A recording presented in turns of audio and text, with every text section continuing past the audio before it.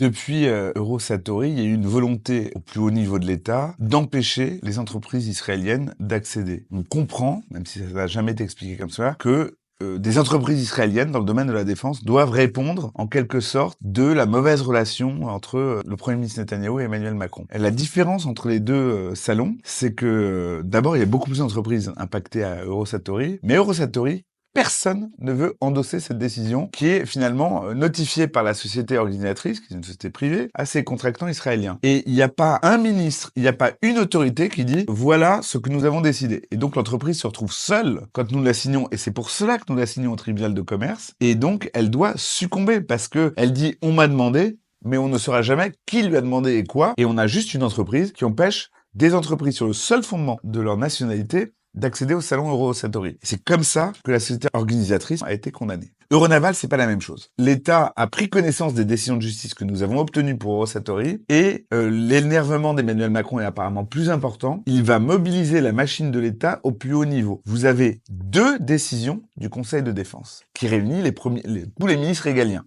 Et puis, on décide quand même d'aller au tribunal de commerce en disant le régalien, c'est le régalien, mais là, c'est une entreprise qui interdit à d'autres entreprises toujours la même histoire sur le fondement de leur nationalité. Donc nous allons au tribunal comme cela, et le préfet adresse au président de la juridiction un déclinatoire de compétences, qui est un acte exceptionnel, au terme duquel l'État interdit à une juridiction judiciaire de se mêler d'un litige. Et le président du tribunal, mais on a dû beaucoup travailler, a résisté. C'est-à-dire qu'il a retenu sa compétence et il a jugé que, quelles que soient les décisions du Conseil de défense, l'entreprise qui organisait Euronaval ne pouvait pas empêcher les entreprises israéliennes d'avoir des stands, parce que là, c'est ce dont il était question. Donc voilà un petit peu tout ce qui s'est joué, mais pour Euronaval, on a vraiment vu la machine de l'État emboîter le pas à la décision politique du président de la République et tout faire pour que 5 entreprises israéliennes ne puissent pas disposer d'un stand.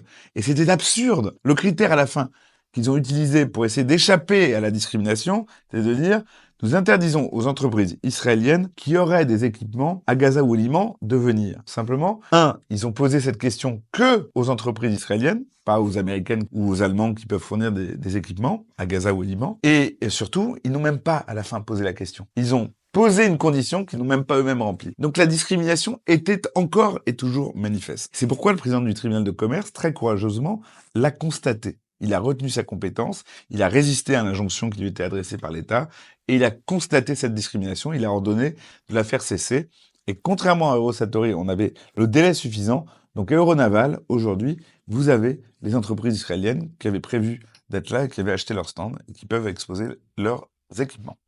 C'est tout simplement le fait que, même avec une décision étatique qui le lui demanderait, le juge judiciaire saisi du litige au principal peut faire cesser un trouble manifestement illicite, en l'occurrence une discrimination. Donc ce qui a motivé, c'est la discrimination. La liberté du commerce et de l'industrie, elle est antinomique avec la discrimination ou avec le boycott, si vous voulez. Et donc vu qu'il y avait un risque de boycott d'entreprise sur le fondement de la nationalité, il a été ordonné de faire cesser cette mesure et de donner aux entreprises israéliennes ce qu'elles avaient voulu acheter, un stand. Il y en a une, je crois, qui n'est pas venue à la fin, mais sinon toutes sont installées comme elle l'avait prévu. Et surtout, ce qui est remarquable, c'est que la société organisatrice, la Sogena, n'a pas fait appel. On s'est épargné, parce que ça aurait pu encore continuer quelques jours comme ça. Le salon a lieu avec les Israéliens et il se déroule apparemment très bien.